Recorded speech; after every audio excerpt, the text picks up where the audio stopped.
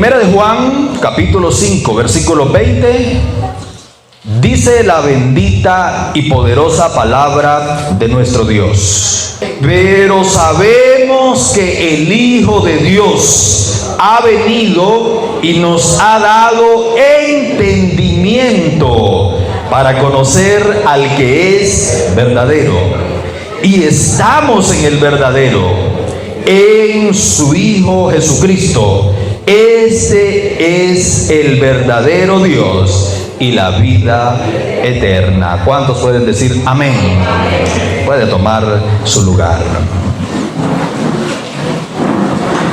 La primera parte de ese texto habla de una de las bendiciones más grandes que Dios ha dotado al ser humano, pero que particularmente ha dotado a aquellos que le hemos conocido, y es la bendición de tener entendimiento.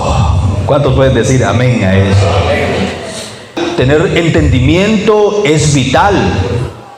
Puede referirse al hecho de que una persona tenga sus 5 sentidos cabales. En el hecho espiritual o en el campo espiritual, el tema todavía cobra más valor, porque desde el día que nos resplandeció la luz del Evangelio, el Señor nos permitió que nuestro entendimiento fuese abierto, y esa es una de las bendiciones más grandes que podemos tener al tener nuestros pies sobre esta tierra. ¿Cuántos pueden decir amén a eso, hermanos? Hay algunas definiciones que me llamaron la atención en cuanto a esta habilidad o a esta capacidad de tener entendimiento. Una de ellas es que entendimiento es la facultad de pensar y discernir. Es la capacidad de procesar y comprender las situaciones que nos rodean. Y número 3, el entendimiento también es aquella facultad, y esta me gusta más todavía, que diferencia al ser humano de los animales. Aunque muchos animales tienen un entendimiento bárbaro, cómo comportarse, pero absolutamente ninguno se puede comparar con la facultad de entendimiento, de discernimiento que tiene el ser humano. Por lo tanto, estamos allí ya frente a que el entendimiento o la habilidad de entender es una bendición grandísima que el Señor, nuestro Dios, nos ha regalado. ¿Me puede decir amén a eso, hermano? Lo opuesto a entendimiento, es decir, lo contrario a tener la bendición de entender, de comprender, es confusión. Y una persona confundida, usted sabe que es terrible. Y la Biblia dice, el apóstol Pablo dijo que nuestro Dios es un Dios de paz y no de confusión. En la vida hay algunas disciplinas en las que sí o sí es necesario tener entendimiento, y de lo contrario, si no es entendida la persona, difícilmente puede ser parte de esa disciplina. Por ejemplo, una de ellas son los deportes. Yo nunca participé en ningún deporte, pero he visto cómo se comporta, por ejemplo, el tema del béisbol. Y los que jugaron acá o los que afanaron con ese deporte se dan cuenta de que una de las cosas que se maneja en el béisbol es el lenguaje de señas. Y si el miembro del equipo no las entiende, está frito y peinado y no puede ser parte del equipo.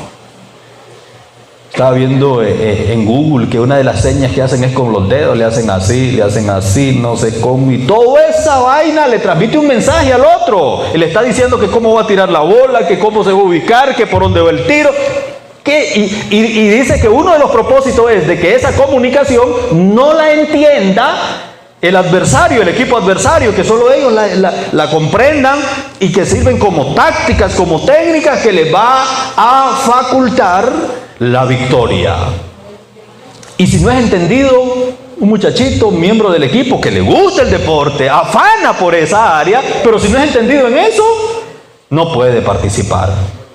Para conducir, Imagínese usted un conductor que no sepa interpretar las señales de tránsito. Necesita entender qué le dice una vaina que dobla para acá, la otra que dobla para acá, unas que hacen un montón de cositas así y un sinnúmero de cosas que tienen que ver con señales. En términos espirituales, eso es lo que la Biblia le llama discernimiento de espíritus. El Señor Jesús se refirió a esto, a la necesidad de tener entendimiento. Por ejemplo, en San Mateo 16, Jesús hace este comentario frente a un grupo de fariseos y de saduceos, quienes llegaron a Jesús, dice la Biblia, para hacerle una solicitud. Ellos llegan, dice, para pedirle que les muestre una señal en el cielo, como queriendo pedirle que compruebe si Él es hijo en realidad de Dios. Y le dicen en el versículo 1, muéstranos una señal del cielo. Y en el versículo 2 dice que Él les responde y les dijo: cuando anochece, decís, buen tiempo, porque el cielo tiene arreboles. En el verso 3 dice, y por la mañana, hoy habrá tempestad, porque tiene arreboles el cielo nublado. Hipócritas, les dice Jesús, ¿sabéis distinguir el aspecto del cielo cuando va a llover y cuando no? Mas las señales de los tiempos no podéis distinguir.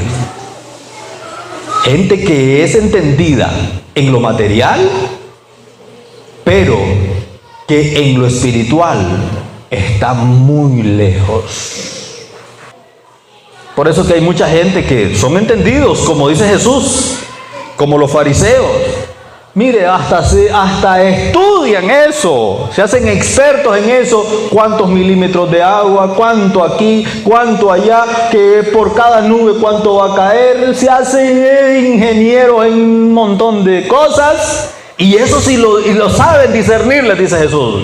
¿Y cómo no puedes discernir que la venida de Cristo está cerca? ¿Cómo no puedes discernir de que el Señor está mostrando su amor y su misericordia para que todos sean salvos? ¿Cómo no puedes discernir que es tiempo de buscar al Señor? ¿Que es tiempo de consagrarnos más? A eso precisamente es que Jesús se refiere cuando Él enfatiza este mensaje que tiene que ver con la necesidad de que su pueblo sea entendido en lo que está viviendo. Encontré por lo menos 6 aspectos en los que la Biblia habla de la importancia y de la bendición de un cristiano entendido. Y yo quiero mostrarle algunos de ellos. Por ejemplo, en 2 de Corintios 4:4 dice la Biblia que hay mucha gente que lo que le ha pasado es que el Dios de este siglo, y lo menciona con D minúscula, el Dios de este siglo les ha cegado, ¿qué cosa? El entendimiento. ¿Y sabe qué dice? Para que no les resplandezca la luz del Evangelio de la gloria de Cristo. Número 2, Romanos 12:2 dice que el entendimiento necesita renovación. Una vez de que usted y yo ya no somos de esos que el enemigo todavía les tiene cegado el entendimiento, nuestro entendimiento se ha abierto, pero dice Romanos 12:2 de que para comprender la buena y perfecta voluntad de Dios para mi vida, mi entendimiento tiene que ser renovado. ¿Cuántos pueden decir amén a eso? Y eso lo hace el Santo Espíritu de Dios en nuestras vidas, una vez de que nosotros le damos el lugar para que Él renueve nuestro entendimiento. En Lucas 24:45 dice la Biblia que Jesús, después de su resurrección, está caminando con 2, si no mal recuerdo, de los discípulos, camino a Emaús. Dice que les habló durante todo el camino y los muchachos no entendieron. Pero luego en el versículo 45 dice que Jesús les abrió el entendimiento. Y cuando les abrió el entendimiento, comprendieron las Escrituras. ¿Te das cuenta que muchas veces el hecho de que no entendas las Escrituras no es normal? Sí, porque hay veces que pasamos en la Biblia, no es por falta de diligencia, pasamos leyéndola y nos sumergimos en ella, pero no la entendemos. Eso no es normal, mi hermano. A la luz de esta parte de Jesús con sus discípulos, me está diciendo de que si eso me está pasando, yo necesito pedirle a Jesús, que es el único que puede abrir el entendimiento, que lo haga también conmigo, para que cuando vaya su palabra, no solo la lea, sino que me llene, la disfrute, me impacte, me transforme, me cambie y haga sus efectos en mi vida. No es normal estar recibiendo palabra y seguir siendo los mismos en otras palabras. Eso es lo que me está diciendo. No es normal que yo todo el tiempo esté recibiendo y recibiendo mensajes, palabras, leyendo Biblia, y eso no produzca cambio en mi vida. El único interesado en eso es el enemigo, que roba la efectividad de la semilla. Usted y yo debemos de preocuparnos para que el entendimiento nos sea abierto, comprenda la palabra y la lleve a la práctica. Y eso el Señor lo puede hacer y lo quiere hacer entre nosotros. ¿Cuántos pueden decir amén a eso, hermano? Fíjate que hay otras cosas que no parecen, pero tienen que ver con el entendimiento de una persona. Por ejemplo, el sabio Salomón dijo en un momento: pasé, dice el sabio Salomón, junto al campo del hombre perezoso y junto a la viña del hombre falto de entendimiento, dice Salomón, y he aquí que por toda ella habían crecido los espinos, ortigas habían ya cubierto su faz, y su cerca de piedra estaba destruida. Me llama la atención que dice que era el dueño de esa finca, era falto de entendimiento. ¿Cómo estaba la finca? Montañosa, un guatal, hermano, de los 10,000 diablos. Mire, que no ni a 3,000 pesos le hacían la manzana. Estaba feísima. ¿Y de quién era esa finca? Dice, de un tipo carente de entendimiento. Ahora sigue diciendo, dice, miré y lo puse en mi corazón, dice el sabio Salomón, lo vi y tomé consejo, un poco de sueño, cabeceando otro poco, poniendo mano sobre mano, otro poco para dormir. Así es como viene sobre el caminante la necesidad.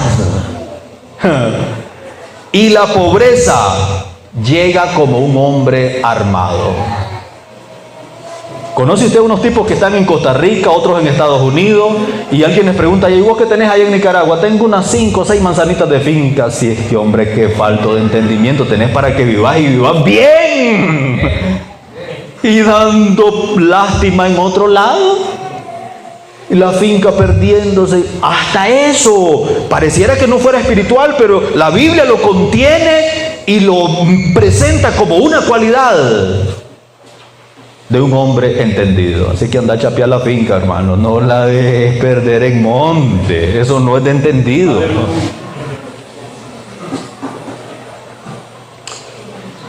¿Sabe qué más dice la Biblia? Que el que tarda en airarse es grande en entendimiento. Una persona que tarda en airarse dice que es entendida. En otras palabras, el que es rápido en airarse es tonto. Aunque usted no diga amén, pero así son las cosas, hermano. Si usted es candelita, que se le sube la gasolina, que dicen que es que mire a mí con un adicto, siento que me jalan de las orejas, dicen uno. Te falta entendimiento, eso no es de una persona entendida, enojarse con facilidad. Y lo número 6 que quiero mostrarle acá es que dice la Biblia que el que menosprecia a su prójimo también dice que le falta o carece de entendimiento. Como quien dice, una persona entendida ama a su prójimo como a sí mismo, como dijo Jesús. ¿Cuántos están acá, hermanos? Dicho eso, yo quiero mostrarle por lo menos 2 cualidades que tiene una iglesia, un pueblo entendido. Habiendo mencionado todos esos tips o esas cositas que tienen que ver con el entendimiento en la vida de una persona, ahora veámosla desde la óptica de una iglesia, como la alabanza que cantaba mi hermano Hilder. Una iglesia que entiende el deseo de Dios, una iglesia que entiende lo que Dios quiere hacer con ella, para que Dios la llamó. 2 características de una iglesia, de un pueblo entendido. Número 1, una iglesia entendida es una iglesia que practica la oración. ¿Cuántos me pueden decir amén a eso? Yo pensé que lo iba a decir más fuerte y usted decía amén, como alguien que le gusta orar. ¿Cuántos lo pueden decir más fuerte? Amén. Una iglesia entendida es una iglesia que practica la oración. Mire, hermano, una cosa es comprender o saber que la oración es poderosa. Y otra cosa es llevarla a la práctica, aplicarla a mi vida, la oración. Sí, porque estamos llenos de conocimiento de que la oración es poder, de que la oración puede mucho, que la oración derriba montaña, pero ¿cuántas veces no la practicamos? ¿Y cuántas veces incluso la practicamos y no la hacemos correctamente? Y por lo tanto, una iglesia entendida, dijo Pablo en 1 Corintios capítulo 14, versículo 15, oraré en el Espíritu, pero ¿qué dijo? Oraré con entendimiento. Como quien dice, la oración es una parte vital de una iglesia entendida, pero es una oración que va más allá de una oración superficial, es una oración que trasciende los límites. Y en Hechos capítulo 12 yo quiero mostrarle un ejemplo de una oración o de una iglesia de oración y cómo esa iglesia de oración puede hacer cosas poderosas cuando esa iglesia ha comprendido o ha entendido que la oración es poderosa y que trae resultados. Hechos capítulo 12. La Biblia narra allí en Hechos 12 la historia de Pedro en una situación un poco compleja. Yo quiero que vayamos a leerlo. Hechos 12. En aquel mismo tiempo dice la Biblia que el rey Herodes echó mano a algunos de la iglesia para maltratarles. Y mató incluso a espada a Jacobo, hermano de Juan. Y viendo que esto había agradado a los judíos, procedió también a prender también a Pedro. Cuando dice prender es a quererlo matar, a meterlo preso y con intenciones de matarlo. Eran entonces los días de los panes sin levaduras o los días de la Pascua.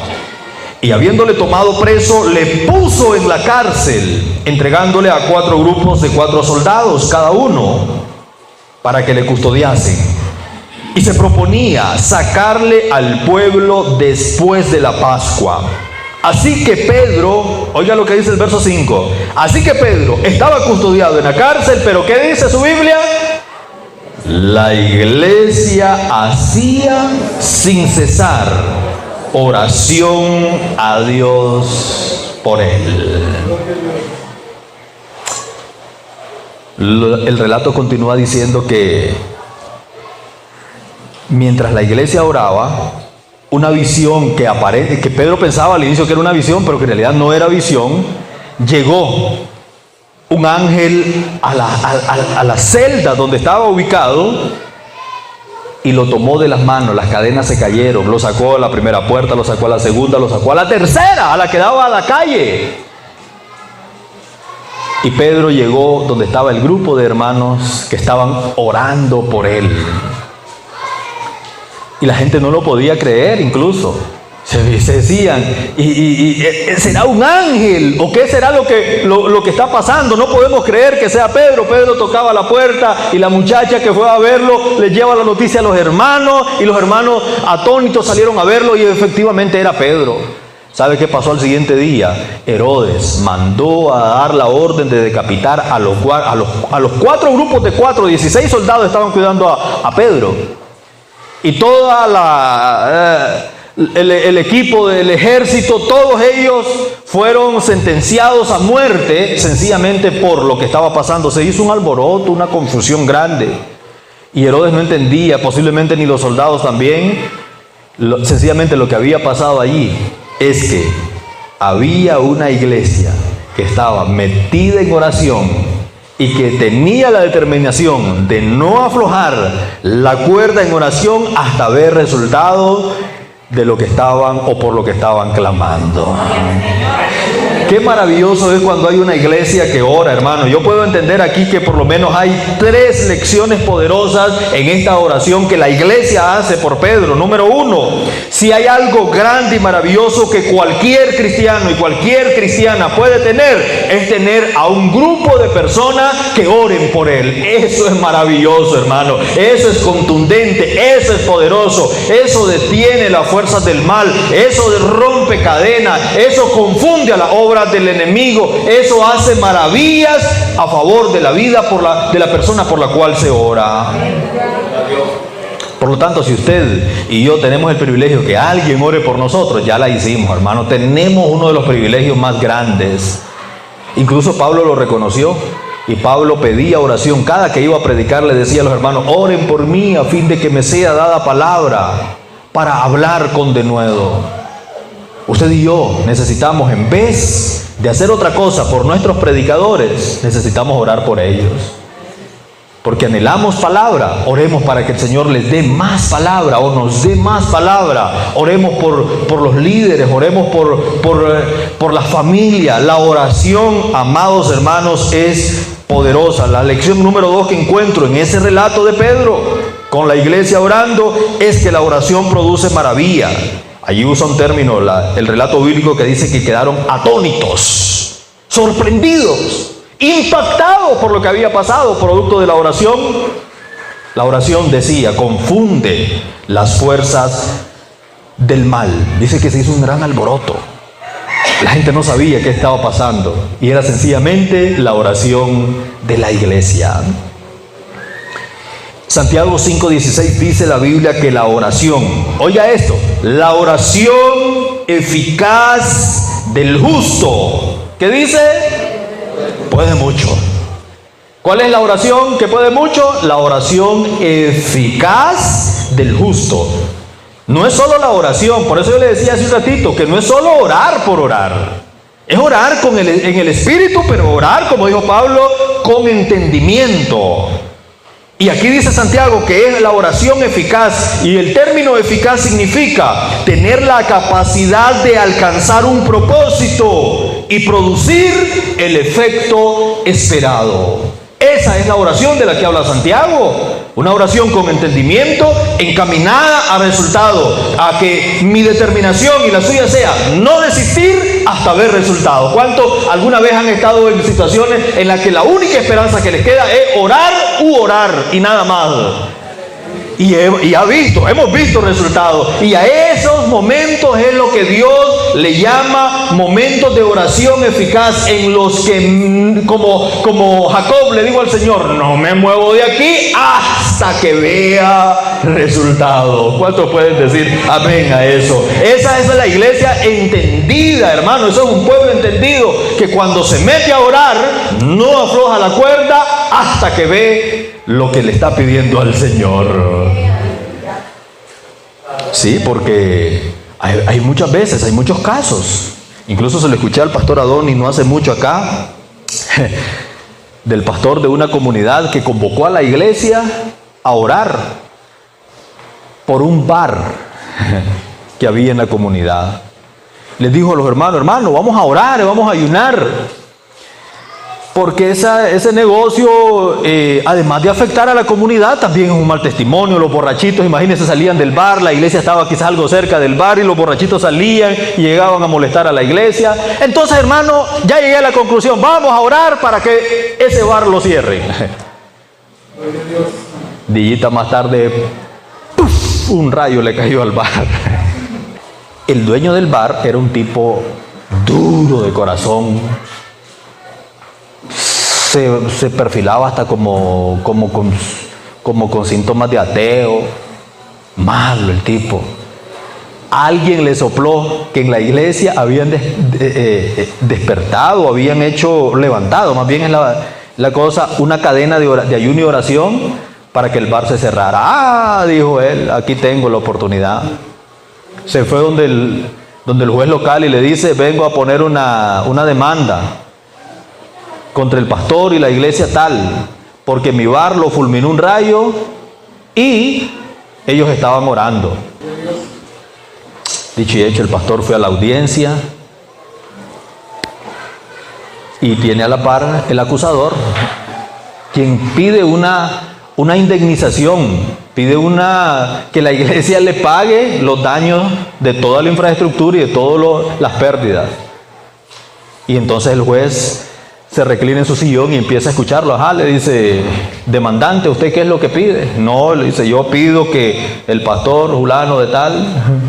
Es que yo tengo evidencia, tengo video, le dice, estaban orando, le dice, para que me cerraran el bar, le dice, y me le cayó un rayo, entonces yo pido que me lo paguen. Ah, pastor, le dice el juez, ¿y usted qué dice?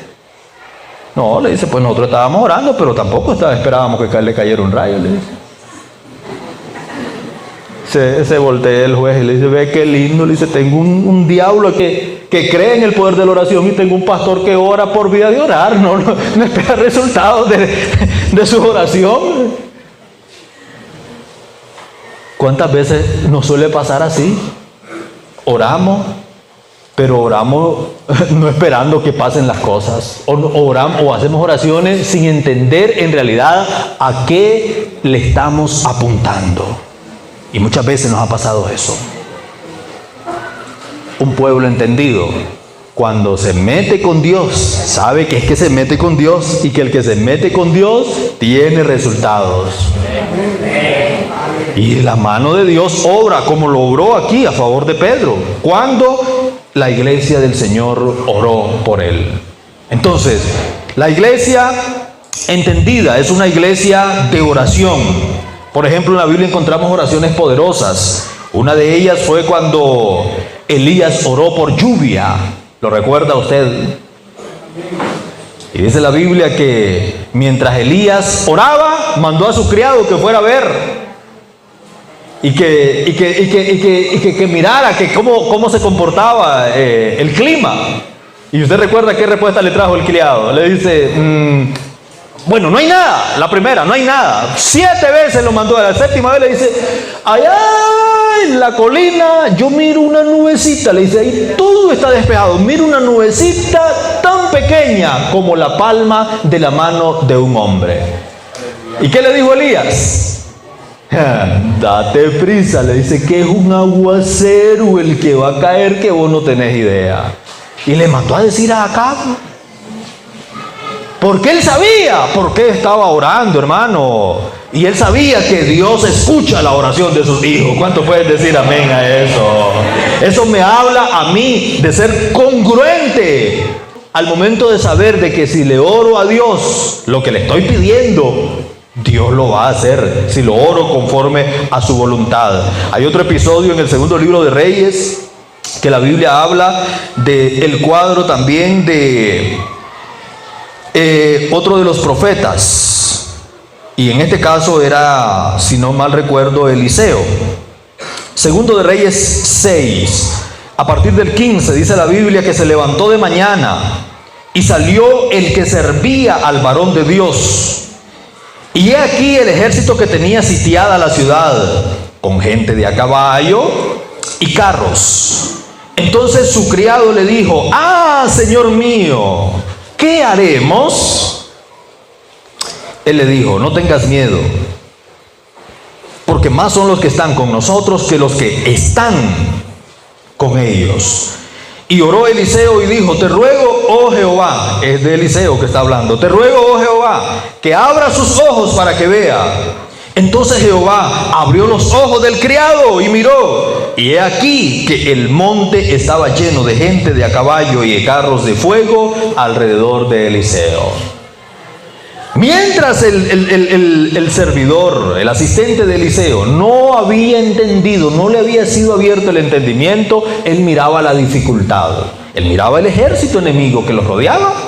Cuando el entendimiento le es abierto, dice la Biblia que Eliseo ora por él, el entendimiento le es abierto y descubre que cerca de él, a su alrededor, es más el ejército que está protegiéndolo que el que está contra de ellos. Era verdad que alrededor de la ciudad amurallada, qué sé yo, por cerros, había ejército enemigo. Era verdad, no era mentira. Pero también era verdad que cuando el entendimiento le es abierto, que más cerca de él, a su alrededor justamente, está el ejército de Dios protegiéndolo. ¿Cuántos pueden decir amén a eso, hermano? Eso me suena que la gente que habla más del diablo y de los demonios que de Dios, lo que le falta es entendimiento. Sí, porque se suben al púlpito, hermano, y lo primero que empieza a reprender, bam, bam, bam, bam, hasta se aprenden los nombres de los demonios, mire, bam, bam, bam, reprendiendo, burururururu, y por allá habla de Dios. Por allá habla de lo que Dios puede hacer. Igualito que el criado de Eliseo, está viendo las adversidades, está viendo las cadenas, está viendo las opresiones, y todo eso es verdad. Pero más verdad que eso es que a su alrededor de su casa, alrededor de su familia, aunque hay demonios allá afuera, pero alrededor suyo, alrededor de su ministerio, alrededor de lo suyo, está el ángel de Dios, está el Santo Espíritu de Dios, está la protección de lo alto y que nada la puede penetrar, hermano. Eso es ser entendido. Y más poderoso, le dice el profeta, es el que está con nosotros que el que está contra de nosotros. Y uno cree que son predicadores más bien del diablo, hermano, porque hablan más del diablo que de Dios. Y es cierto, claro que existe. Billy Graham fue el que dijiste, que dijo en un momento que alguien lo entrevistó. El gran evangelista Billy Graham. Alguien lo entrevistó y le dijo: pastor, le dice, ¿y usted por qué en sus prédicas, en sus libros, en lo que usted hace, no menciona al diablo? ¿A quién le dice el diablo? Pero es que no me acuerdo, le dice. Ah, ya me acordé, le dice, me parece que tengo cierta noción. Ese tipo no fue uno que dice la Biblia que el Señor Jesús lo derrotó en la cruz del Calvario. Ese mismo es, le dice el entrevistador. Ah, mi niño, le dice que yo no pierdo mi tiempo hablando de gente derrotada, le dice. ¡Qué convicción más maravillosa! Yo no pierdo mi tiempo hablando de él. Yo hablo del que triunfó. Yo hablo del que lo venció. A ese le sirvo. A ese el que yo conozco. A ese que le he entregado mi vida. Y de ese hablo. De ese testifico. Y para él vivo. ¡Qué maravilloso es eso!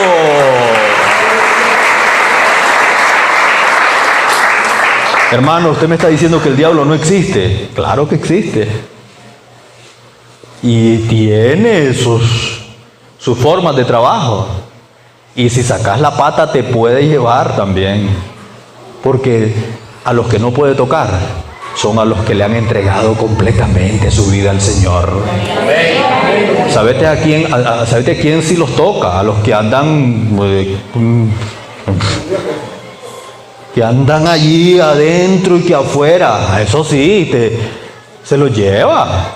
Pero si te has consagrado para el Señor, yo te tengo que decir algo, si te has consagrado para el Señor, si has determinado que tu vida, tu familia y tu casa son de Dios, no hay diablo que te pueda tocar, hijito. No hay, por más que se levante. Se lo dijo el mismo diablo al Señor. ¿Y cómo crees que puede hacer algo? Le dice el mismo diablo, si lo has cercado, le dice, si le has hecho murallas alrededor. Es decir, que no era la primera vez que lo había intentado. Un cristiano entendido confía más en el poder de Dios que en las fuerzas del mal. Puede decirme amén a eso. Número 2, segunda cualidad de una iglesia, de un pueblo entendido, además de que practica la oración, también practica la palabra. ¿Cuántos pueden decir amén a eso? Ahora, vuelvo a repetir lo mismo que dije con respecto a la oración. Una cosa es saber de Biblia o leer Biblia, y otra cosa es practicar Biblia.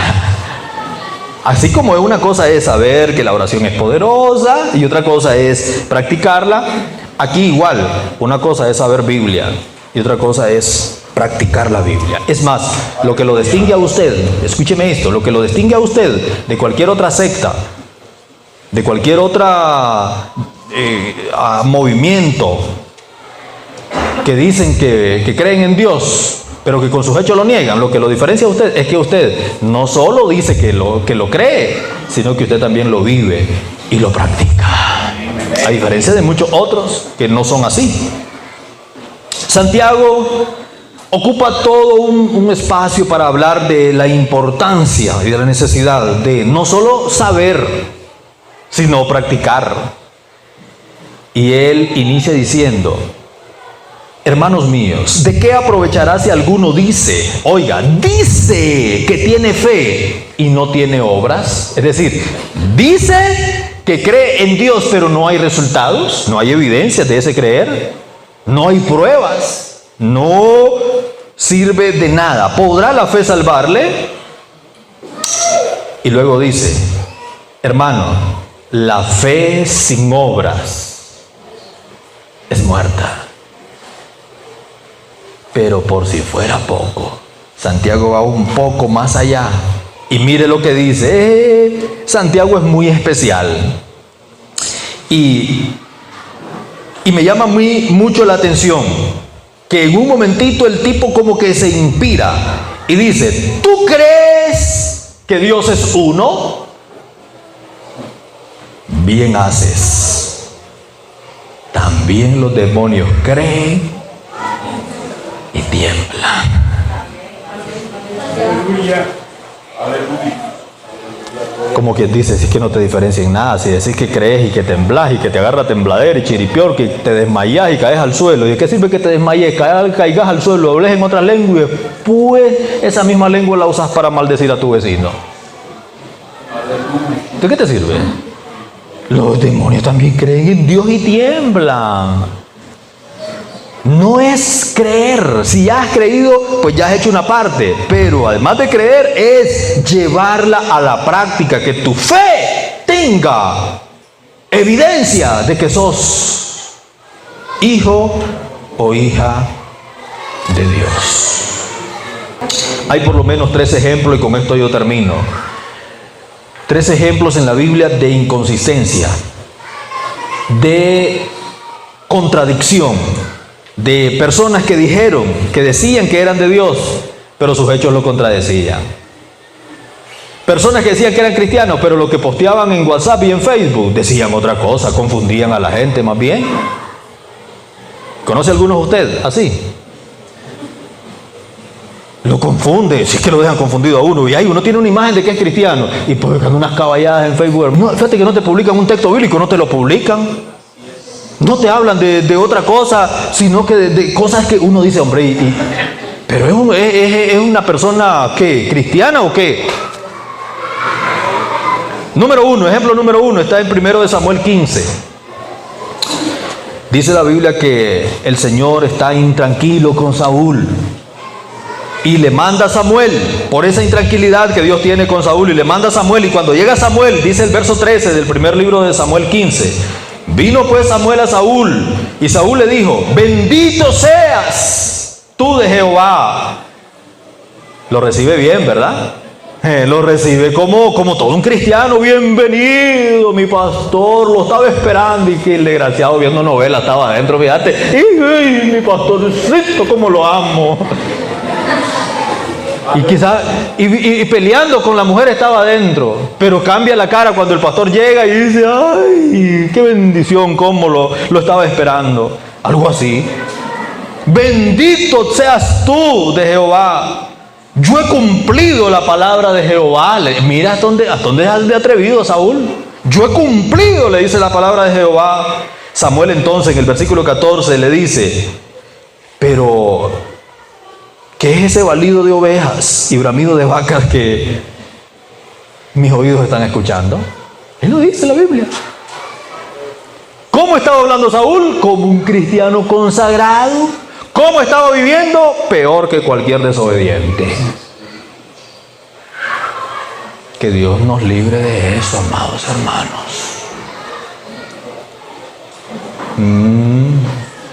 De ser tan así. Aleluya. Hay gente que es tan abusiva que hasta el altar usa, hermano. Y vas a verles la vida privada que llevan. En pleito en la casa. Algunos son tan atrevidos que enamorando a otras mujeres y así se atreven a subirse al altar. Y Dios te dice, ay, cómo levanta las manos, y Dios te dice, pero esa bulla que se escucha dentro de eso que no coincide, no calza, no luce con un hijo de Dios. ¿Cuántos están acá, hermanos? Amén. Usted y yo necesitamos desprendernos de ese espíritu de Saúl. Mire, ay, allí que no haya que hacer. Y después de que se ve el pastor queda hablando sangana, el viejo tal por cual, que no sé qué, y que mal me cae, y le va a dar. Ay, pero en la cara, mire. Yo solo estoy poniendo un ejemplo porque puede pasar con el pastor, puede pasar con otro líder, puede pasar con un familiar, puede pasar en cualquier otra área de la vida. El malvado espíritu de Saúl, del cual tenemos que desprendernos y liberarnos de eso. ¿Cuántos pueden decir amén a ello? Caso número 2.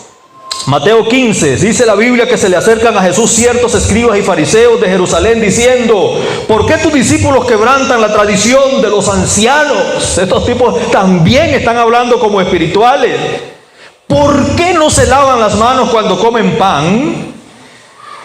Respondiendo, él les dijo, ¿por qué también vosotros quebrantáis el mandamiento de Dios por vuestra tradición? Porque Dios mandó diciendo, honra a tu padre y a tu madre, y el que maldiga al padre o a la madre muera irremisiblemente. Pero vosotros decís, cualquiera que diga a su padre o a su madre, es mi ofrenda a Dios, todo aquello con que pudiera ayudarte, ya no ha de honrar a su padre o a su madre. Y le dice Jesús, así habéis invalidado el mandamiento de Dios por vuestra tradición. Hipócrita, bien profetizó de vosotros Isaías cuando dijo, este pueblo de labios me honra, mas su corazón está lejos de mí, pues en vano me honran enseñando como doctrinas mandamientos de hombres. Aleluya. Cuando uno escucha ese texto maravilloso, este pueblo de labios me honra, y lo predicamos muchas veces, pero si no revisamos el contexto en el que está recitado, le podemos dar para otro lado. Jesús lo está aplicando para alguien que habla como espiritual, pero que ha descuidado una parte fundamental de la palabra del Señor. Incluso es tan espiritual que dice que aquello con lo que le pudieras ayudar a tu padre, a tu madre, a tu familia, lo estás desviando para otras cosas, aún hasta con fines disque espirituales. Aún así, a Dios no le agrada. Y Pablo, más allá, creo que en esa misma sintonía, Pablo lo toma y dice, y el que no provee, ¿lo recuerda? Para los de su casa, es peor que un incrédulo. Y la provisión que tu casa, tu familia necesita, no es solo platica. Tu casa también necesita tiempo. Tu casa también necesita amor, necesita buenas relaciones, necesita familia en armonía. Me partió la vida un mensaje que encontré un día de esto, incluso se lo compartía a los pastores, incluso se lo mandé a otros pastores amigos, y que decía que todo líder, todo hombre que ama a Dios y que sirve a Dios, el primer ministerio que tiene es su casa. Y antes de ministrar, el primer desafío que tiene es hacer feliz a su mujer. Si no lo hace, ese tipo no tiene cara para predicar el evangelio.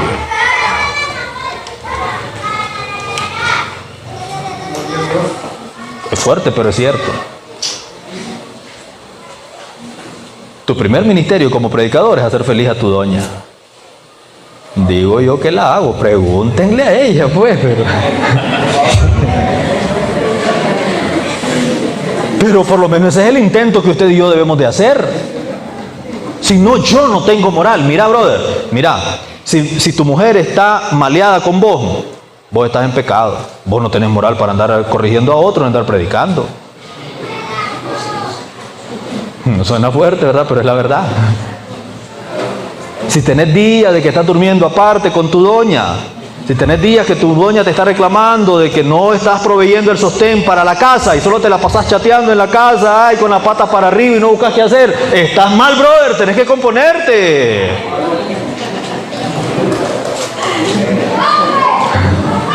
Sí, porque hay hombres, mire que la doña, ay, no hay arroz, ay, va a proveer el Señor y sigue chateando sin vergüenza. Trabajar, ¿cómo te va a proveer? Si ya suficiente te ha provisto la energía, la salud para que trabajes.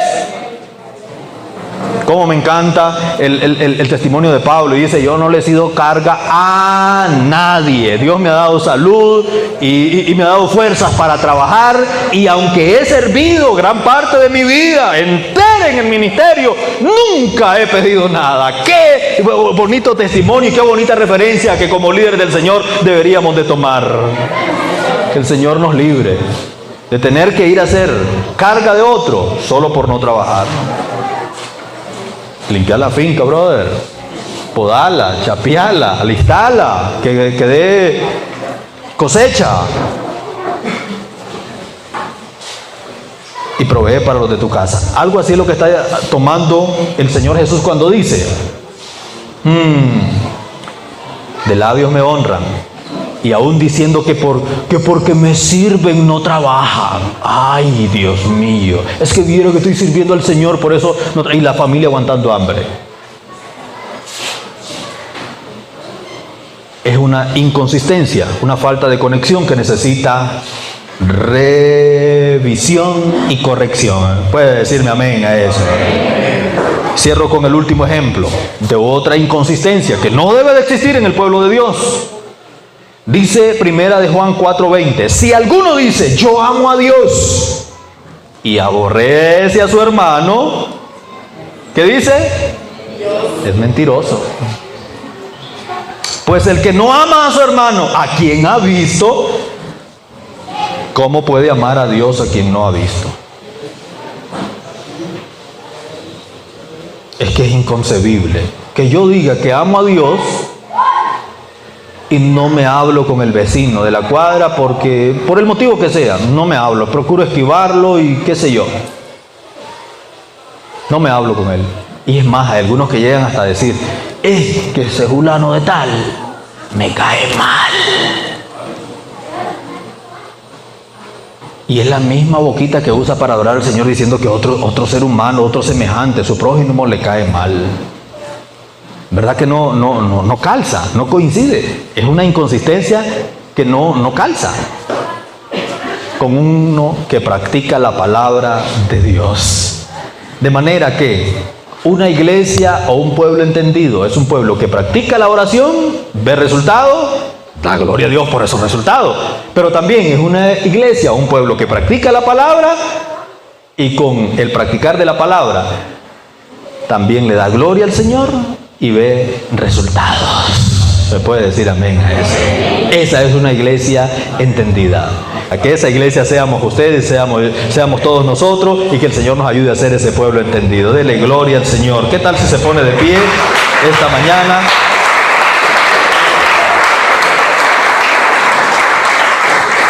Esa es la iglesia entendida que el Señor quiere, sobre todo en estos últimos tiempos. Yo quiero invitarle que usted y yo hagamos una oración esta mañana y le digamos al Señor que nos ayude a hacer esa iglesia, que nos ayude a hacer ese pueblo que Él quiere tener acá y que Él quiere disfrutar acá antes de llevárselo allá al cielo.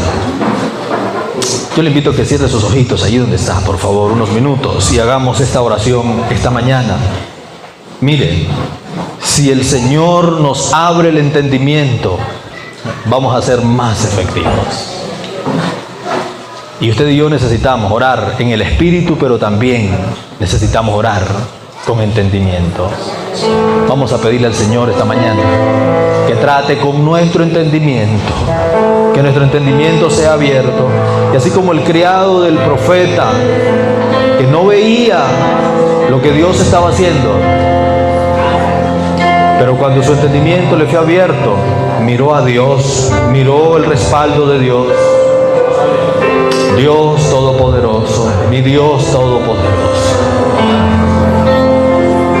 Te doy gracias, Señor, esta mañana por permitirme compartir esta palabra. Dios mío, yo sé que esta palabra ha llegado al corazón de tu pueblo esta mañana, Señor. Y sé que esta palabra, Dios mío, va a germinar y va a crecer y va a dar frutos que van a poner en alto tu nombre. Oro, Señor, para que esta iglesia maravillosa sea esa iglesia entendida que tú quieres tener en estos últimos tiempos, que ponga en alto tu nombre.